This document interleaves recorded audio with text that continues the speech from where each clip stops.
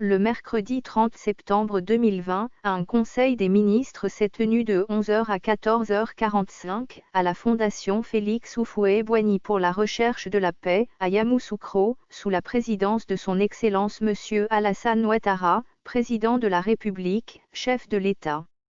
1. Au titre du ministère du Budget et du portefeuille de l'État.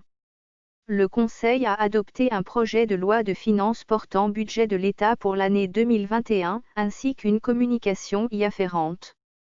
Le projet de budget pour l'année 2021, élaboré dans un contexte marqué par la crise sanitaire liée à la pandémie de Covid-19, vise à contribuer à la relance des activités économiques profondément impactées par les effets de cette pandémie et à poursuivre les objectifs de développement du gouvernement orientés vers l'amélioration des conditions de vie des populations.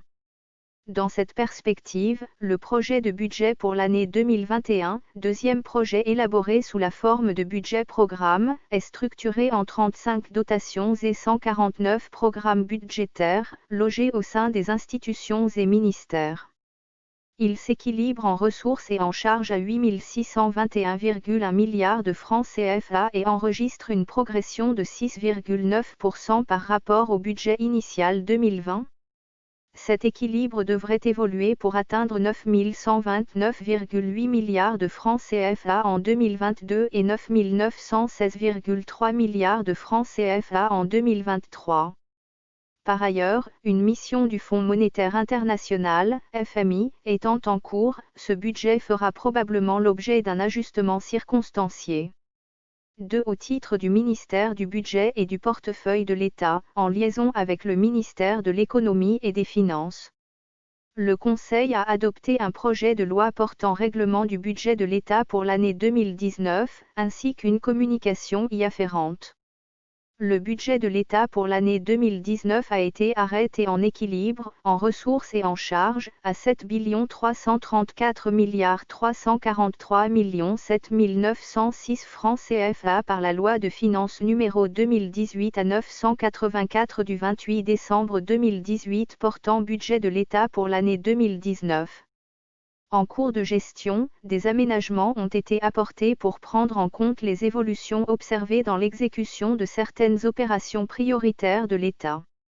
L'ensemble de ces modifications budgétaires s'est équilibré en ressources et en dépenses à 392 160 843 944 francs CFA, portant ainsi le niveau du budget de l'État de 7 334 343 7 906 francs CFA à 7 726 503 851 850 francs CFA.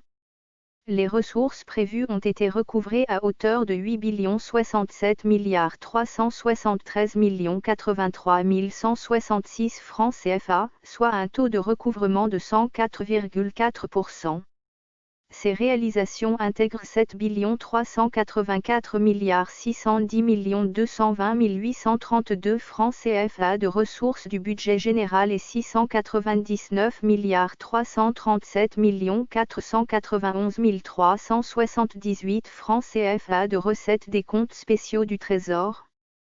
Les prévisions de dépenses ont été exécutées à hauteur de 8 3 128 600 419 francs CFA, après consolidation des dépenses effectuées sur les ressources reçues des comptes spéciaux du Trésor. Ainsi, l'exécution du budget de l'État au titre de la gestion 2019 s'est soldée par un excédent de 64 244 482 747 francs CFA, en lien principalement avec le bon niveau de recouvrement des ressources budgétaires et un environnement sociopolitique et économique globalement favorable. Il convient de noter que la Cour des comptes a produit un rapport définitif, ainsi qu'une déclaration de conformité sur cette gestion budgétaire 2019. 1. Au titre du ministère de la Justice et des Droits de l'Homme. Le Conseil a adopté 2.02 décrets. Le premier décret fixe les modalités d'application de la loi numéro 2018-897 du 30 novembre 2018 portant statut du notariat. En application de cette loi, qui introduit une réforme profonde de la profession de notaire, ce décret précise les conditions d'accès à la profession. Il définit clairement les conditions d'obtention et d'exercice de l'honorariat ainsi que les modalités de cession de l'office notarial. En outre, il réorganise la procédure disciplinaire contre le notaire depuis la phase de l'instruction jusqu'à la notification de la décision du conseil de discipline, de façon à assurer davantage la transparence et l'équité de la procédure. Le deuxième décret fixe les modalités de nomination du notaire salarié et d'exercice de sa profession. Le notaire salarié est une nouvelle modalité d'exercice de la profession de notaire introduite par la loi numéro 2018-897 du 30 novembre 2018 portant statut du notariat, en vue de prendre en compte les demandes croissantes de charges notariales. Ainsi, le notaire salarié a vocation à travailler dans un office de notaire comme employé du notaire titulaire de l'office au sein duquel il exerce sa profession. La réforme a l'avantage de favoriser l'insertion de l'ensemble des personnes qui remplissent les conditions pour exercer les fonctions de notaire, sans être nécessairement titulaire d'un office.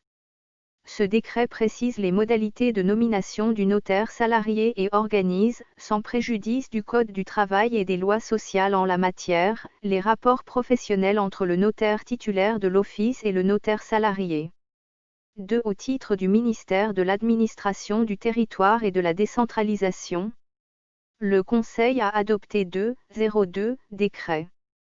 Le premier décret détermine le nombre de bureaux de vote en Côte d'Ivoire et à l'étranger pour l'élection du président de la République. Au terme de l'opération de révision de la liste électorale 2020, la Commission électorale indépendante, CEI, a arrêté et validé la liste électorale définitive, qui comporte 7 495 082 électeurs, contre 6 300 142 électeurs pour l'élection présidentielle de 2015. En application de la législation électorale en vigueur et sur proposition de la CEI, ce décret crée, pour l'élection du président de la République du 31 octobre 2020, en tenant compte du collège électoral ainsi défini, 22 381 bureaux de vote répartis dans 10 815 lieux de vote en Côte d'Ivoire et à l'étranger, contre 19 838 bureaux de vote et 10 336 lieux de vote en 2015. La répartition de ces bureaux de vote se présente comme suit. 10 759 lieux de vote en Côte d'Ivoire et 56 à l'étranger. 22 135 bureaux de vote en Côte d'Ivoire et 246 à l'étranger. Il convient de noter que ces lieux et bureaux de vote ont été choisis conformément à la législation électorale, qui interdit l'installation de bureaux de vote dans des domiciles, les lieux de culte et les locaux appartenant aux partis politiques. Le second décret porte création de nouvelles circonscriptions administratives.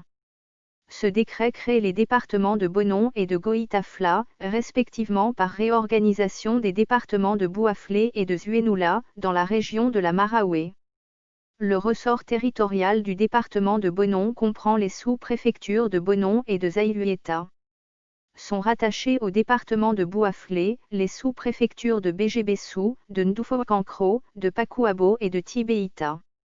Le ressort territorial du département de Goïta-Fla comprend les sous-préfectures de Goïta-Fla, de Iriéfla et de Maminigui.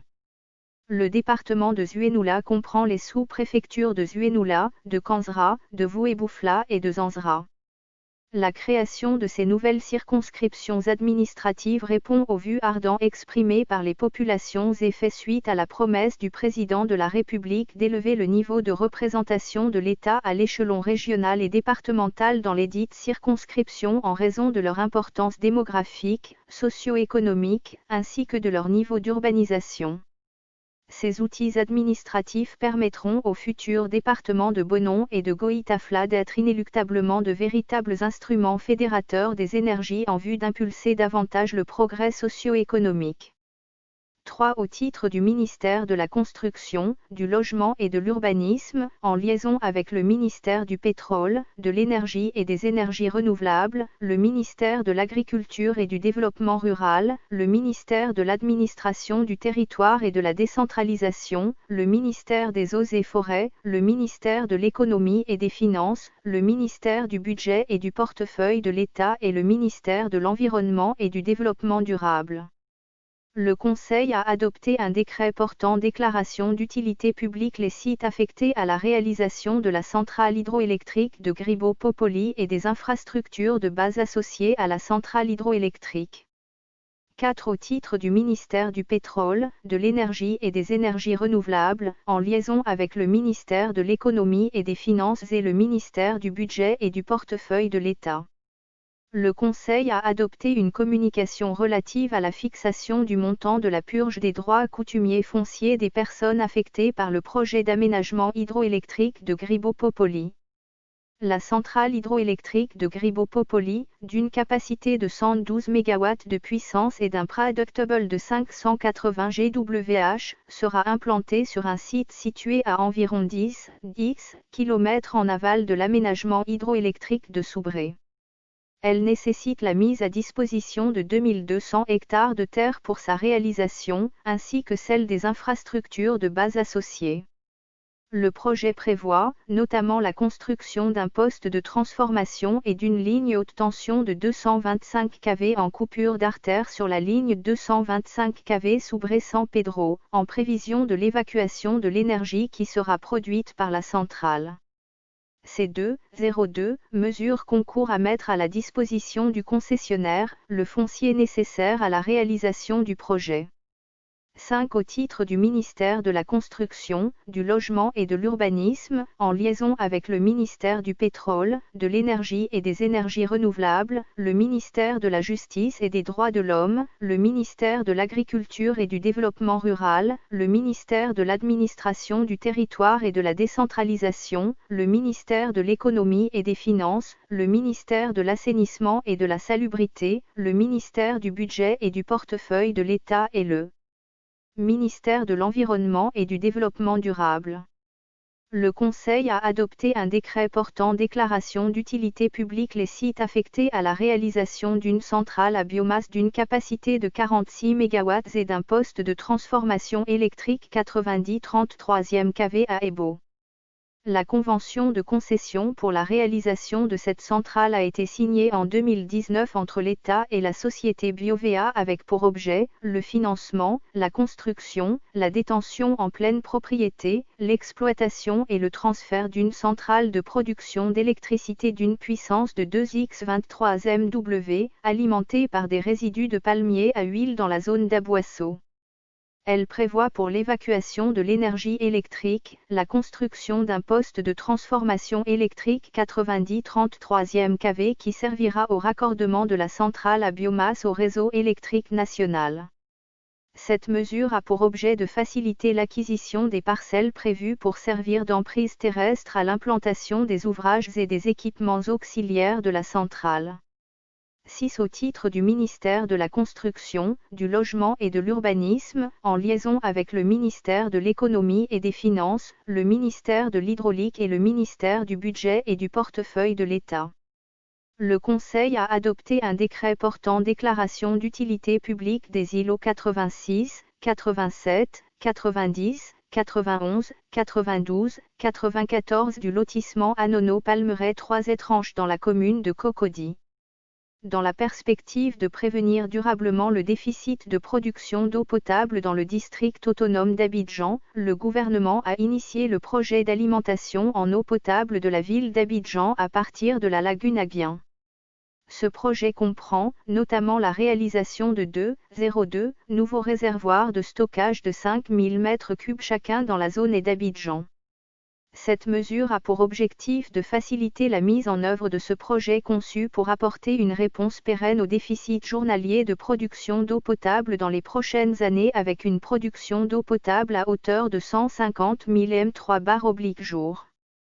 7. Au titre du ministère de la Construction, du Logement et de l'Urbanisme, en liaison avec le ministère de l'Économie et des Finances, le ministère du Budget et du Portefeuille de l'État et le ministère de l'Artisanat.